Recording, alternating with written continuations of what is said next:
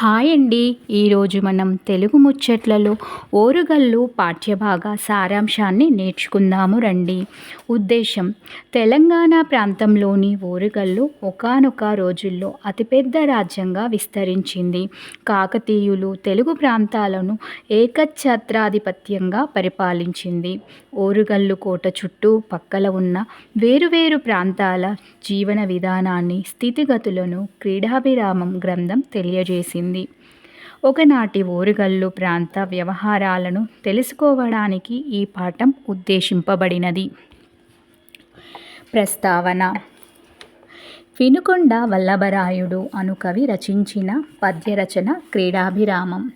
సాహిత్య శాస్త్రంలో ప్రదర్శన యోగ్యులైన రచనలను వాటిలో కనబడుచున్న చిన్న చిన్న భేదాలను బట్టి 10 రకాలుగా దశరూపకాలు అనుపేర పిలువబడినవి. అందులో వీధి ఒకటి. ఈ రూపక ప్రక్రియ భేదంలో క్రీడాభిరామం రచన కొనసాగింది. పరిమిత పాత్రలతో ఒకే ఆశ్వాసంలో కావ్యం రచింపబడడం వీధి రూపక లక్షణం. క్రీడాభిరామం ఈ విధంగా రచింపబడింది. క్రీడాభిరామం ఒక ప్రౌఢ శృంగార కావ్యము. కవి వినుకొండ వల్లభరాయుడు గుంటూరు ప్రాంతానికి చెందిన వ్యక్తి. ఇందలి కథానాయకుడు గోవిందమంచన శర్మ రాయలసీమ ప్రాంతానికి చెందిన కాసల్నాటిలో పుట్టినవాడు. కావ్యంలో వర్ణింపబడిన కథావస్తువు తెలంగాణ ప్రాంతానికి చెందిన ఆనాటి ఓరుగల్లు పట్టణంలో జరిగింది. ఇట్లా 3 ప్రాంతాలతో సంబంధించినట్లు రచన సాగడం కావ్యంలో విశేషంగా గమనించాల్సిన అంశము. పాఠ్యభాగ నేపథ్యం: క్రీడాభిరామంలోని నాయకుడు కథానాయకుడు గోవిందమంచన శర్మ. ఆచార నియమాలు తెలిసిన ఒక బ్రాహ్మణ కులస్థుడు. ఉత్తమ తెలివితేటలు, చక్కని వ్యవహార జ్ఞానం కలిగిన వ్యక్తి.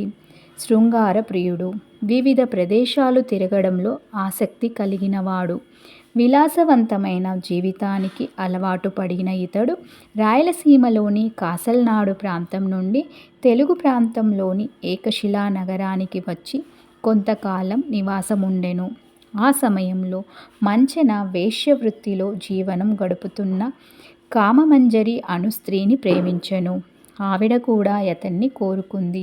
ఒకరినొకరు ఇష్టపడిన వారు కనుక కొంతకాలం సుఖ సంతోషాలతో జీవనం సాగించిరి.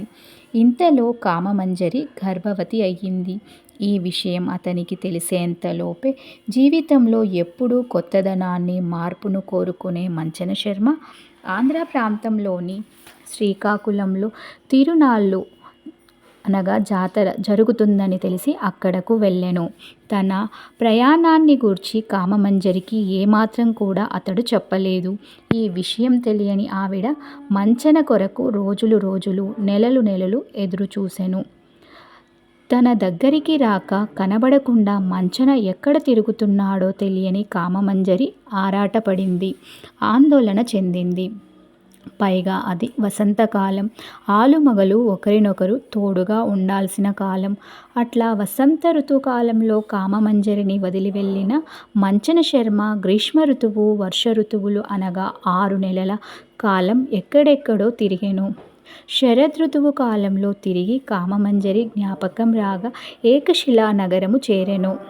గోవింద మంచన శర్మ తన స్నేహితుడు టిట్టిబశెట్టితో కలిసి తిరునాళ్ళ ప్రయాణం ముగించుకొని తిరిగి ఏకశిలా నగరం ప్రవేశించడంతో క్రీడాభిరామం కావ్యంలోని కథ మొదలయ్యింది. టిట్టిబశెట్టి కోమటి కులస్థుడు. ఇరువురి స్నేహితుల సంభాషణ రూపంలో కావ్యం నందలి కథ నడుస్తుంది. పాఠ్యభాగం యొక్క సారాంశాన్ని తెలుసుకుందాము. ఏకశిలా నగరం చాలా సువిశాలమైన ప్రదేశంతో కూడుకొని ఉంటుంది. నగరంలో అనేక వీధులు ఉంటాయి. ఆయా వీధుల్లో అనేక వృత్తుల వారు నివసించి ఉండేవారు. ఆ సమయంలో ఆయా వృత్తుల వారు వారి వారి పనుల్లో నిమగ్నమై ఉండిరి. ఏకశిలా నగరం చేరిన మంచన శర్మ కామమంజరిని కలవడానికి కాలినడకన బయలుదేరెను. అయితే మంచన ఆమె ఇంటికి వెళ్ళడానికి నగరంలోని అనేక వీధుల వెంట నడవవలసి వచ్చింది. అట్లా నడుస్తూ వెళ్తున్న సమయంలో ఆయా వీధుల వివరాలు, అక్కడ నివసిస్తున్న ప్రజల జీవన విధానంలోని ప్రత్యేకతలను మంచెన తన స్నేహితుడైన టిట్టిబ శెట్టికి వివరించెను. అతడు అడగడం, ఇతడు చెప్పడంతో వారి ప్రయాణం కొనసాగింది. వారి ప్రయాణ మధ్యలో ఏకశిలా నగరం విశిష్టతను తెలుపు అనేక సంఘటనలు కనిపించెను. వాటి విశేషాలను చర్చించుకుంటూ తెలుసుకుంటూ స్నేహితులు తమ ప్రయాణాన్ని కొనసాగించిరి. వీరి ఏకశిలా నగర ప్రయాణ ప్రారంభంలో జనసమ్మర్దంతో కూడిన అనేక వీధులు తగిలెను. అచట కనిపించిన స్త్రీల సొబగులను మంచెన తన స్నేహితునికి వర్ణించడంతోనే వారి ప్రయాణం కొనసాగింది. ఓరుగల్లు మహానగర వైభవం. మంచెన టిట్టిబ శెట్టి ఇద్దరును సాధారణ ప్రజలు నివసించడి పట్టణ చివరి వీధులు దాటి ఓరుగల్లు మహానగర ద్వారము చేరిరి. ఆ ద్వారం శత్రువులు ఛేదించడానికి వీలు లేకుండా చాలా పకడ్బందీగా నిర్మించబడింది. అది 7 పాతాళ లోకాల నుండి పునాది కలిగి ఉంది. ఆకాశమంత ఎత్తుగా ఉండి కనుచూపునకు అందకుండా ఉంది. భూగోళము మాదిరి నిండుగా రూపుదిద్దబడి యుద్ధ సమయాల్లో కనబడకుండా వెల్లుటకవకాశమైన వంకరదారులు కలిగి ఉంది. మేరు పర్వతం వంటి మందమైన తలుపులతో మెరుస్తూ చాలా పెద్దదిగా ఉంది. ఇట్లా భయంకరంగా నుండి రథముల వాహనాల శబ్దాలతో కూడిన మహానగర ద్వారమును మంచెన టిట్టిబ శెట్టి చూసిరి. దగ్గరకు చేరిరి. భయంగా లోపలికి వెళ్ళిరి. అట్లా మెల్లమెల్లగా నడుస్తూ ద్వారమును దాటి ఓరుగల్లు పట్టణం లోపలికి చేరినారు. ఇక్కడ కవి వర్ణించిన పద్యంలోని మహానగర ద్వార నిర్మాణము కాకతీయుల నిర్మాణ చాతుర్యాన్ని చక్కగా తెలుపుతుంది. ద్వారం నుండి లోపలికి వెళ్ళు ప్రధాన మార్గాలు, అటూ ఇటూ వస్తూ పోతున్న ఏనుగులు, రథాలు, గుర్రాలు, భటులతో చాలా రద్దీగా ఉన్నవి. పైగా దుమ్ము ధూళితో నిండి కలుషితంగా ఉన్నవి. అందువల్ల ప్రధాన రహదారిలో మనం వెళ్ళటం మంచిది కాదు. కేవలం మనుషులు నడిచి వెళ్ళే సందుల్లోంచి వెళ్దాము. దారి వెంబడి ఉన్న సరదాలను, వినోదాలను చూసుకుంటూ నడవవచ్చు. ఈ దారిలో మనకు వేశ్యావాటిక కూడా తారసపడుతుంది. మనకు ఇష్టమైన వేశ్యలతో సరస సల్లాపాలు చేస్తూ ఆనందాన్ని పొందవచ్చు. మధ్యాహ్న సమయం అవుతుంది. అప్పుడు వేడుకగా ఉండే నగరంలోని అక్కలవాడలకు చేరవచ్చునని మంచెన తన స్నేహితునికి సూచించెను. ఇరువురును సందుల వెంబడి లోపలికి నడిచి పలనాటి వీరపురుషుల సంస్మరణ చిహ్నంగా నిర్మించిన శివాలయ వీధిని చేరుకొనిరి. అక్కడ ఒక జానపద గాయకురాలు పల్నాటి ద్విపద ప్రబంధాన్ని ధృతతాళంబున పాడుతూ వీరగుంపి అను పేరు కలిగిన వాద్యంపై తకధూమ్ ధూమ్ ధూమ్ కిటుతార్క సంగతి వాయిస్తూ ఆడుతుంది. మరికొంతమంది ఆ గాయనికి వంత పాడుతూ దానికనుగుణంగా గర్జిస్తూ గంతులు వేస్తూ వీర రసానుగుణంగా అభినయించిరి. అది చూసి మంచెన తాను పల్నాడు ప్రాంతంలో చూసిన అనేక సంఘటనలను స్నేహితునికి వివరించెను. ఆంధ్రప్రదేశ్లో క్రీస్తు శకం 1182 ప్రాంతంలో పల్నాడు యుద్ధం జరిగింది. ఇందులో వీరోచితంగా పోరాడి బ్రహ్మనాయుడు, బాలచంద్రుడు మరణం పొందిరి. తర్వాత వీరి అనుచరులు కాకతీయ సామ్రాజ్యంలో చేరి పనులు చేసిరి.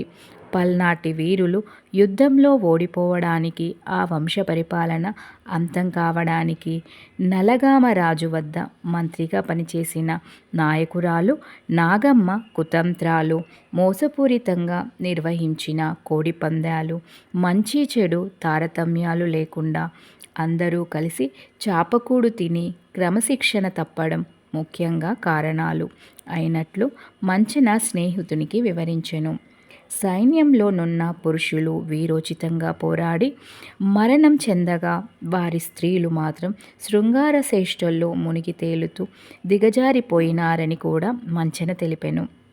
అక్కడే ఉన్న పల్నాటి వీరుల జ్ఞాపక చిహ్నమైన స్తూపాన్ని మంచెన చూపించి ఆ వీరపురుషులు మనకు విజయం కలిగించుదురుగాక అంటూ అక్కడి నుండి స్నేహితునితో కలిసి ముందుకు వెళ్ళెను.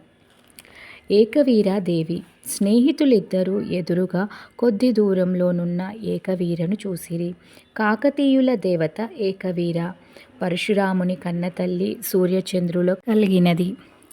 జమదగ్ని భార్య, గిరిరాజ కుమార్తె, నిత్య కళ్యాణి, నీలవేణి, ఆదిశక్తి, వేదాంతసారిణి, చంద్రముఖి, అఖిల జనని అయిన ఏకవీర దేవతకు నమస్కారములు తెలిపిరి. ఓరుగంట నివసించే నీలోత్పలాక్షి, కాకతమ్మకు సైదోడు ఏకవీర అని స్తుతించిరి. వారు ఆలయం దగ్గరికి రాగానే ఏకతంత్రి వాద్యం మేటుతో వినసొంపుగా వివిధ రాగాలలో పరశురాముని గాథలు పాడుతున్న ఒక జాతి వీధి గాయకుడిగా పిలువబడు భవనీయుడు కనిపించెను. ఇంకొక చోట కోకిలానందంతో మధ్వానంద ఘంటా వంటి వాద్యాలను అనుగుణంగా ఏకవీరాదేవిని స్తోత్రం చేస్తూ ఒక భక్తురాలు కనబడెను. ఇంకను కొందరు పరశురాముని గాథను వినిపించిరి. అచ్చటనే ఒక మాలెత కింది విధంగా కీర్తనలు చేసింది. ఇంకను వారి వారి పద్ధతుల్లో భక్తులు ఆ దేవతలను స్తుతించుట చూసి ఆనందించిరి.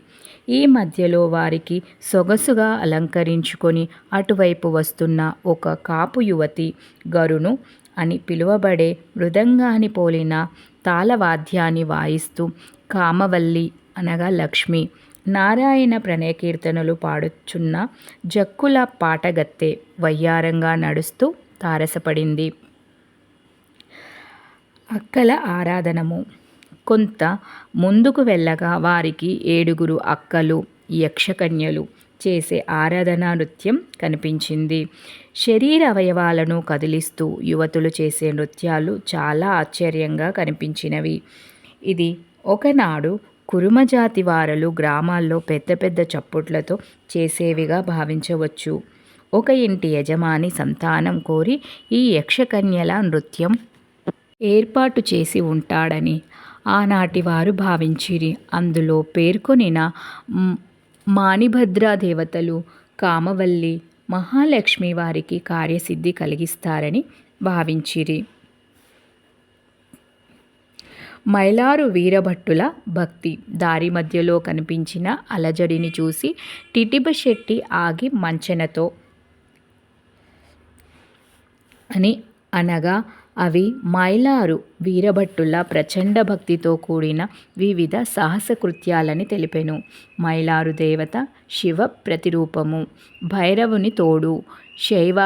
శైవావేశం గల వీరభటులు మైలారు దేవత గుడి ముందు కనకన మండే నిప్పుల గుండంలోంచి నడిచిపో వాడి అయిన అలుగులు పాతిన పెద్ద పాతరలో పయనించి ఉట్టి చేతులు పట్టుకొని ఉయ్యాలలు ఊగడం, గంట కత్తెరలు మ్రింగడం, నారసాలు అంటే కత్తులు పొడుచుకోవడం, అరచేతుల్లో కర్పూరం వెలిగించి హారతి ఇవ్వడం మున్నగు సాహసకృత్యాలు చేస్తుంటారు. వారిని మైలార వీరభటులు అంటారు మంచెన తెలిపెను. ఆ పక్కనే కొందరు ఒక గొరక యువతి చేత మండలాకార నృత్యంగా చేసే గొండ్లి ఆడుచుండిరి. ఆ పిల్ల వెనుకకు వంగి నీటి తొట్టిలో తల ముంచి అడుగున ఉన్న ముంగర అంటే ముక్కుపోగు ముక్కున గుచ్చుకొని లేస్తుంది. నాలుక కొనలో అలవోకగా నల్లపూసలపేట గుచ్చుతుంది. వాటిని చూసి ఇరువురును ఇప్పుడు చూపా యుపాయమును లిట్టివి ఎట్టు నేర్చెనో అని ఆశ్చర్యపడిరి. అక్కడ ఉన్న మైలారదేవుణ్ణి మంచెన టిట్టిబ భటులు భజన చేసిరి. అతడు మంచి వారికి పారిజాతం కోరిన వరాలు ఇచ్చువాడు. శని ఆదివారాల్లో శుభాలు కలిగించువాడు. మాయా వినోదుడు.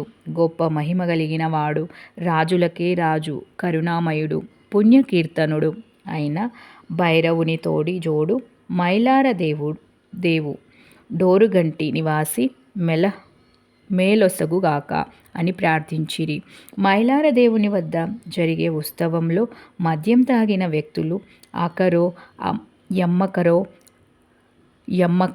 యది ఇట్టుటకో అని గట్టిగా అరుస్తూ తప్పెట్లు, తాళాలు, ఇంపు సొంపరం పిల్లగా జక జుంజుం జక జుంజుం జుమ్ము మనుచు వాద్యాలు మ్రోగుచుండ అత్యావేశంతో ఆడిరి. అటు తర్వాత స్నేహితులిద్దరును భైరవాలయం, చాముండేశ్వరి కొండ, వీరభద్రేశ్వరాలయ మండపం, బౌద్ధ విహారం, మూసానమ్మ, కొమరుసాయమ్మ, పాండవుల గుడులు, తురకల మసీదు, బంగారు కలశాలతో మెరుస్తున్న కేశవ స్వయంభుని గుడిని దర్శించుకొనిరి. సమీపంలోనున్న మరొక భైరవాలయానికి వెళ్ళి ఆ దేవుణ్ణి ధీర భైరవ అని స్తుతించిరి. ఇందులో పేర్కొనిన దేవతలందర్నూ శివరూప సంబంధమైన వారే. ఏకవీర, భైరవ, మైలార దేవతలను కాకతీయ వంశస్థులు భక్తి శ్రద్ధలతో కొలిచిరి. ఆయా దేవతల ఉత్సవాల్లో జరిగే జాతరలు కూడా ఘనంగానే ఉండేవని కావ్యంలోని వర్ణనల వల్ల తెలుస్తుంది.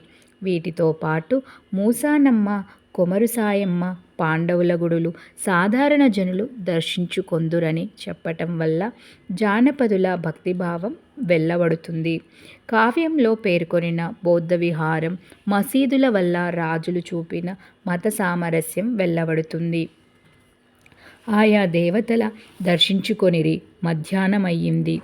ఆకాశంలో ఎండ తీక్షణంగా ఉంది. స్నేహితులిద్దరూ తమ నడకలను ఆపి పూటకూటింటికి పోయి డబ్బులు చెల్లించి భోజనం చేయాలని నిశ్చయించుకొనిరి. నడువీధిన్ శిఖరావలంబియగు నంద్రోర్వీషు మోసాలపై గడియారంబున మ్రోసే రెండే నిముదుల్ గంట ఘనతార్కముల్ అని వారలను అనుకొనుట వలన ఆ రోజుల్లో గడియారాలున్నట్లు కూడా తెలుస్తుంది. ఇక్కడి పూటకూడిళ్ళు భోజన సదుపాయాలతో పాటు వేశ్యా సహాయక కేంద్రాలుగా కూడా పనిచేస్తాయి కనుక ఎవరికైనా ఒక మంచి పూటకూలిల్లు అంటే హోటలు చూపమని అడుగుదామని మంచన స్నేహితునితో అడిగెను. ఇంతలో మంచిగా భోజనం చేసి వస్తున్న వ్యక్తిని చూసి అడిగిరి. వీరు అనుకున్నట్లుగానే అతను ఆహార్యానిక విహారానిక లేక రెండిటికీనా అని అడిగి, ఆహారానికైతే ఇక్కడ ఉన్న లక్ష్మణవజ్జల వారి ఇంట ఒక రూకకు మంచి భోజనం పెట్టెదరు. విహారానికైతే అక్కడే కొద్ది దూరంలో మంచి కురుబోడ ముండరత్నం ఉందని ఆమె ఒడుపులు వయ్యారాలు వివరించెను. స్నేహితులిద్దరూ లక్ష్మణవర్జల పూటకూటి ఇంటికే పోయి చంకల బండిగా భోజనం చేసిరి. అక్కడి భోజనాన్ని వర్ణించిన కావ్యంలోని పద్యం చాలా రమ్యంగా ఉంటుంది. ఇది ఆనాడు శాకాహార భోజనంలో ఏమి తినేవారో కూడా తెలిపింది. మంచెన టిట్టిబా మరొక వ్యక్తి మాట్లాడిన మాటలను బట్టి ఆహారాలు వేశ్యలు కావలసిన వారికి స్వేచ్ఛగానే దొరికేటివని, ఆనాటి సమాజం వాటిని అంగీకరించేదేమోనని తెలుస్తుంది. మిత్రులిద్దరూ భోజనం ముగించుకొని అక్కడ కనబడిన ఒక అందగత్తెను చూసి మరోమారు వద్దాం అనుకుంటూ వెళ్తుండగా ఒక పుష్పలావిక ఎదురై శివుని మూడవ కంటి అగ్నిలో కాలిన మన్మధుడి బూడిదలాగా ఉన్న కమ్మని పుప్పొడి తావి వంటి ఘనమైన మొగలి పువ్వులను గోవిందవర్మకు ఇస్తుంది. అతడు ఆ పువ్వు తీసుకొని పుష్పలావికకు దాని ధర చెల్లించి చందమామ కొండ నాలికయగు ఒక లేత రేకు తీసి తన సిగలో పెట్టుకొని మిగిలినవి బ్రాహ్మణులకిచ్చి ముందుకు సాగిపోయెను. మహారాజు భోగిని ఇల్లు. అక్కడి నుండి బయలుదేరిన ఇరువురు వెళ్ళుచుండగా అదిగో మన్మధుడు శత్రువై గెలుపు సాధించడానికి విజృంభించే నాటకంలోని ప్రస్తావన ప్రథమనాంది శ్లోకం అయిన వేశ్యావాటిక. మంచి గంధంతో కల్లాపి చల్లి కుంకుమ పువ్వుతోనూ కర్పూరంతోనూ రంగవల్లులు తీర్చి తామరపూ తోరణాలు కట్టిన ఈ ఇల్లు ఎవరిదో, శోభనం ఉట్టిపడుతుంది అంటూ మంచెన ఆకాశం వైపు చూసెను. అక్కడ ఉన్నవారు ఏమైనా దూర ప్రదేశం నుండి వచ్చినావా? ఈ ఇల్లు ఎవరిదో తెలియదా అని మదనవేద వేదోపాధ్యాయి ఏకశిలాపురాన్ని వలె ప్రతాపరుద్రుడు రుద్రధరణి శోపాత్తగోష్ఠి ప్రతిష్టాపారీణ అయిన మాల్చల్దేవి అనే వేశ్యభవనం. అప్పుడామె చిత్రశాల ప్రవేశం చేస్తుంది. వెళ్ళి చూడవచ్చని వారు తెలిపిరి. ఆ మహారాజభోగిని వైభవాన్ని నాటకాలుగా కూడా వ్రాసి ఆడుతారు. సెట్టిపోయి చూద్దామా అంటూ ఇద్దరు లోపలికి వెళ్ళిరి. అక్కడ చక్కగా అలంకరించుకొని హంసతూలికా తల్పం మీద కూర్చొని ఉన్న హావభావ విలాసాలతో ఆశ్చర్యంగా కనిపించిన మాల్చల్దేవిని కన్నులారా చూసిన రసికుడైన మంచెన ఆమెకు సౌందర్య ప్రశంస పూర్వకమైన ఆశీర్వాదం చేసెను. ఆమె ప్రశస్తి ఢిల్లీరానికి లేదనియు ఆదిలక్ష్మికి ఆమెకు భేదం లేదనియు ప్రశంసించెను. పొగడ్తలకు సంతసించిన మాల్చల్దేవి గాజులు గలగలలాడుతూ చేతులు పైకెత్తి అయ్యగారికి జోహార్లు అని నమస్కరించెను. తిరిగి మంచెన ఆమెను తన శృంగార సౌష్ఠవ రూపము ఓరుగంటి కటక విటుల కాంచుగావుత అని ఆశీర్వదించెను. మాల్చల్దేవి మహారసజ్ఞురాలు. అతని మాటలకు కోపగించుకోలేదు. తలుచుకుంటే అతని తల తీయించగలదు. కానీ అతని రసికత గాఢతను గ్రహించి ఎక్కడి నుండి వచ్చినారు, ఎవరు మీరు, మీ కులగోత్రాలు ఏమిటి, ఎందుకు వచ్చారు వంటి కుశల ప్రశ్నలు అడిగింది. అడిగిన వాటికి సమాధానాలు చెప్పి ఆమెలాంటి గొప్పవారిని ఆశీర్వదించడానికి వచ్చినామని తెలుపగా మాల్చల్దేవి మర్యాదతో వారిని కూర్చోమని చెప్పింది. మళ్ళీ వస్తామని తెలిపి మంచెన శెట్టి ఇరువురు చిత్రశాలలోని శృంగార చిత్రాలను చూసి అచ్చటి నుండి వెళ్ళిపోయిరి. ఇంతటితో మన పాఠ్యాంశం ముగుస్తుంది. చిత్రశాల నుండి బయలుదేరిన తరువాత దూరాన కనబడిన సింధువార వావిలిలతో తీగను చూసి మంచెన తన ప్రియురాలు కామమంజరి ఇల్లుగా గుర్తుపట్టిపోయెను. అక్కడ దాసదాసీ జనులు అతనికి ఎదురు వచ్చి తీసుకొని పోయిరి. కామమంజరి అతనికి అర్ఘ్యపాద్యాది సత్కారాలు చేసి మంచెన ఏకశిలా నగరం వదిలి వెళ్ళినప్పుడు గర్భవతిగా ఉన్న కామమంజరి కూతురును కన్నది.